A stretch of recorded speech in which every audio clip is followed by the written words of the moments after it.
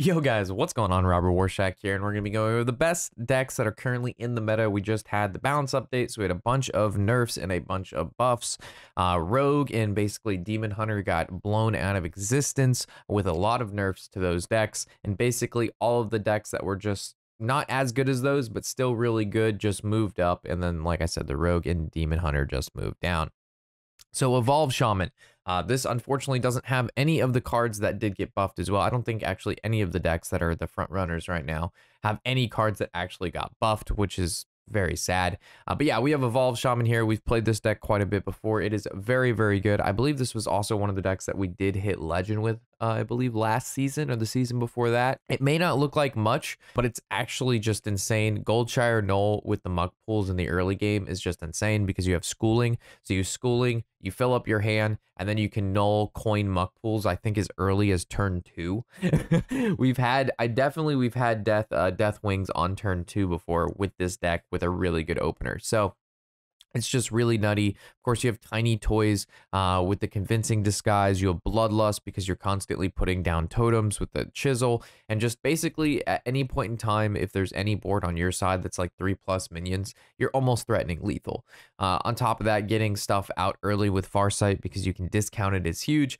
And then the Sea Giants because, again, if your board is going to be mostly full, playing 1 to 2 to 3 mana Sea Giants is really good, and then you can evolve them if you please as well, and maybe hit something better than an 8/8. But yeah, Evolve Shaman, really good. A lot of people not playing it, but I think it's a very, very good deck right now, and a lot of people are sleeping on it. Next, we have the Ramp Druid. Unfortunately, this is basically the same, just really annoying ramp OTK Druid that we've had before in the meta. Even with the Astalar nerf, with him doing less damage, you can still play Bran Astalar with a nub and still deal well over 50 to 60 damage to your opponent, right? Because it's 14 instead of 16, so that's 28, 28 twice, and then like that's only with 2 Astalars, and you can make a lot more because the deck is Giga Greedy and now runs Zola too. So you can opt to Zola Bran, you could opt to Zola your Astalars, and it basically has all of the ramp package in here with Sireton Ashlerius and the Insatiable Devours and Raid Boss Onyxia and Topior. So you have basically all of the ramp. You have all of the mana gain. You have to deal with all of the draw.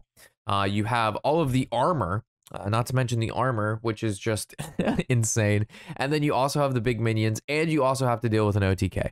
So Ramp Druid is looking very good right now. One of its weaknesses is, of course, aggro decks. So if you're playing a very fast-paced, like Zoo Warlock, Curse Warlock, Imp Zoo Warlock, Face Hunter, any of the the really fast decks that aim to kill your opponent by turn 6, it's going to destroy this deck because they can't really do much prior to turn 6 unless they have the perfect ramp into scales into a minion into earthen scales. I mean, it's just, you're going to be able to own him. So Ramp Druid does have a very glaring weakness, but unfortunately the deck's just a monster against everything else that isn't hyper aggro. And I don't think everybody should have to play hyper aggro to be able to shut down Druid.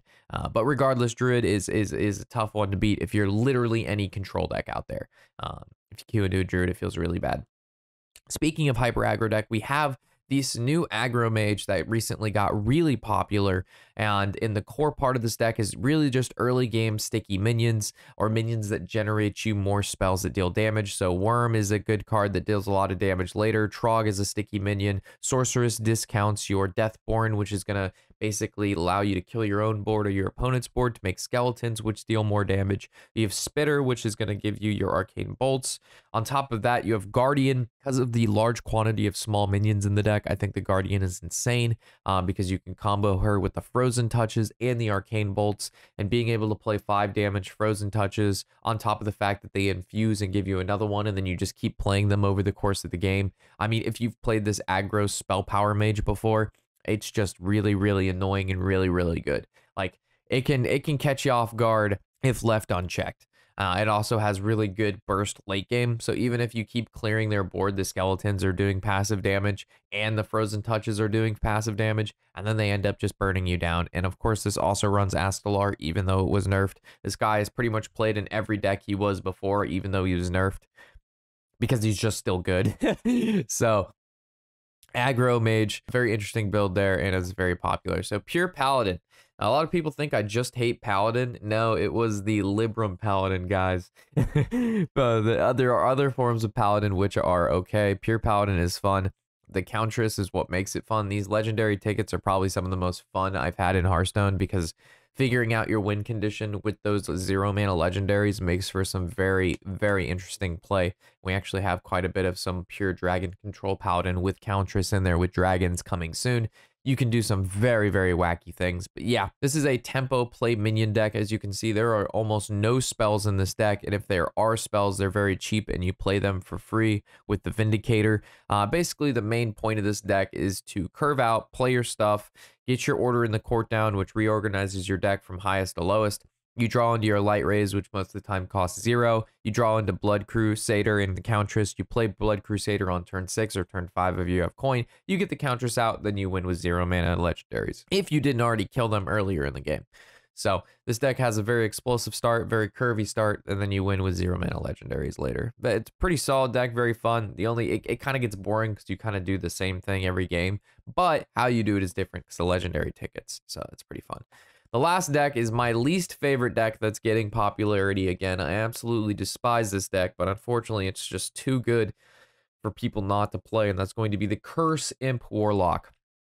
This is a deck where you play a shit ton of imps, and if your opponent can't kill those imps, you win. And then if your opponent does kill those imps, you still win because you're going to play curses, and the curses are just going to kill your opponent. So you basically have two huge win conditions in your deck, and I don't know how, but every time you play a Curse Imp Warlock, they have the perfect card of imping into the curses, into Bran, into more curses. They will never just draw all their top-end curses first. They will always draw their imps and their cheap spells first, and then perfectly curve out into the later stages of the game with the Lady Darkvein, with Abyssal Wave on her, and then they'll kill the Lady Darkvein with Grimoire Sacrifice or Touch, and then you'll get 2 more cards. It's just insane how good this deck is. We played it a little bit a couple months ago just to kind of just like see how good it is when you play it. And it was one of those decks where it's like, oh man, I think I lose this game. And then you just win. And then you proceed to do that every game. Just because of the sheer strength of the deck. I am upset to see this deck get popular again, but it makes sense, right? We lost out on Quest Demon Hunter, which was arguably the best deck in the game, and then also the Miracle Cockroach deck, which was again arguably the other best deck in the game. So once those 2 tier S decks move down, all of the tier 1 decks move up. That's how that goes. And then unfortunately, with all of the new buffs, nobody wants to play new cards and try new things because that they could possibly lose a game when they try new things. So unfortunately, none of these decks have any of the new buffed cards from this patch, but don't worry, I'll be posting quite a few videos starting tomorrow, the recently buffed cards in them. We've got Shadow Control Priest coming, we've got Big Warrior coming, we have Pirate Warrior Quest coming, Arcane Hunter, Pure Dragon Paladin, so there's a lot of stuff that I still need to edit and get to you guys as fast as possible, because no one else is going to play with the new buffed cards besides pretty much me and people like Funky Monkey and maybe Ecor. So with that, thank you guys for watching. I'll catch you in the next video. Of course, I'm Robert Warshack, and happy whatever the hell day it is.